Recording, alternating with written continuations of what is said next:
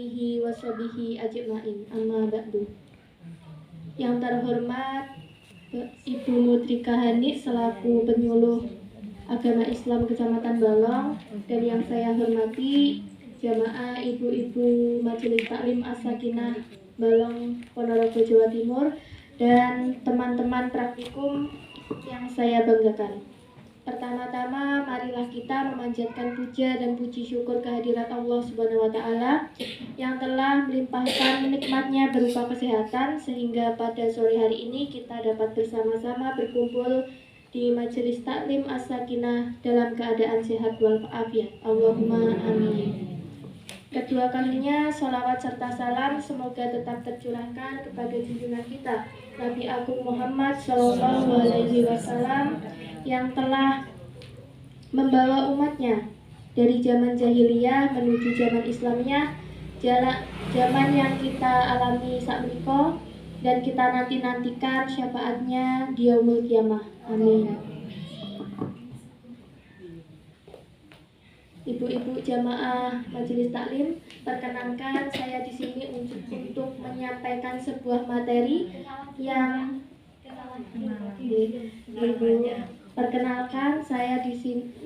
perkenalkan nama saya Natasha Rahmawati dari anggota praktikum kelompok 11 KUA Kecamatan Balong. Di sini saya akan menyampaikan sebuah materi yang bertemakan sedekah. Apa itu sedekah, ibu-ibu? Ada yang tahu, ibu? Sedekah dalam fikih itu adalah kullu ma'rufin shadaqah, segala perbuatan baik yang bernilai ibadah itu disebut sebagai sedekah. Jadi sedekah itu adalah bentuk umum dari semua ibadah yang dapat kita kerjakan. Dasar hukumnya apa, ibu? Dasar hukumnya itu terdapat dalam hadis Nabi Rasulullah Shallallahu Alaihi Wasallam bersabda, setiap muslim itu wajib untuk bersedekah.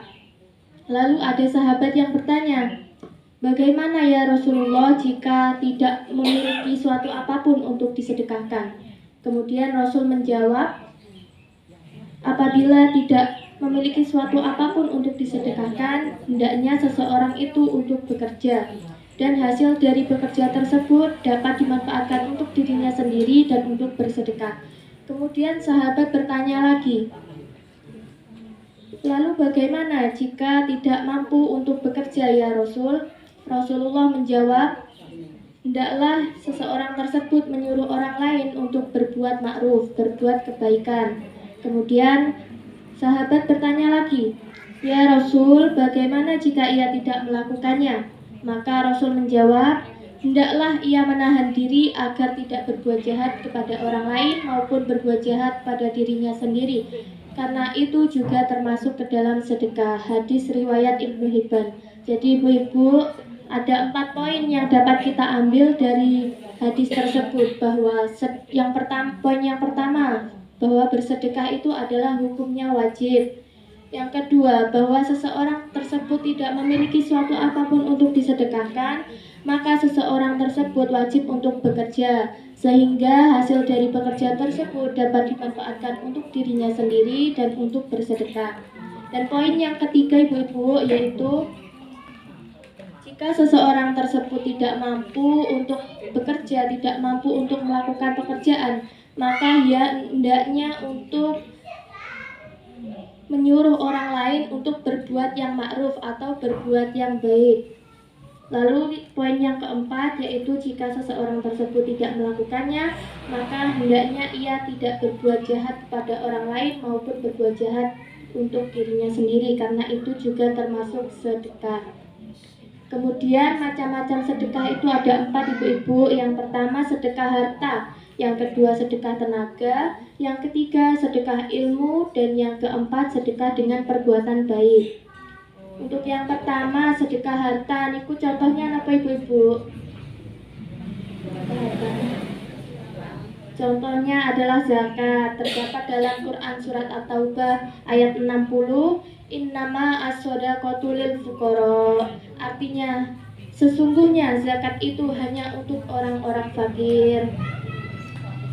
Dan contoh lain adalah sedekah uang, sedekah makanan, sedekah pakaian, dan juga sedekah barang-barang yang bermanfaat bagi penerimanya itu termasuk dalam sedekah harta. Dan yang contoh yang kedua yaitu sedekah tenaga. Sedekah tenaga itu contohnya membantu tetangga, membantu orang lain, itu termasuk dalam sedekah tenaga. Dan yang ketiga yaitu sedekah ilmu. Sedekah ilmu niku contohnya mengajari Al-Quran, mengajari baca tulis, berdakwah, itu juga termasuk dalam sedekah ilmu. Dan yang keempat yaitu sedekah dengan perbuatan baik. Istimewa dari sedekah itu ada di sini, Bu-ibu. Dari sedekah dengan perbuatan baik. Contohnya apa? Contohnya yaitu zikir dan sholat duha. Ini terdapat dalam hadis Nabi. Rasulullah Shallallahu Alaihi Wasallam bersabda, setiap pagi pada ruas tulang kalian terdapat sedekah. Setiap ucapan tasbih adalah sedekah, setiap ucapan tahmid adalah sedekah, setiap ucapan tahlil adalah sedekah, setiap ucapan takbir adalah sedekah, dan 2 rakaat sholat duha telah mencakup semuanya. Jadi setiap pagi setelah subuh itu zikir subhanallah walhamdulillah wala ilaha illallah wallahu akbar niku termasuk dalam sedekah. Dan 2 rakaat sholat duha niku telah mencakup semuanya. Ngoten nggih Ibu-ibu? Nggih, insyaallah. Dan kemudian keutamaan sedekah yang paling utama yang dapat kita ambil yaitu adalah yang pertama dan paling utama adalah mendapatkan pahala.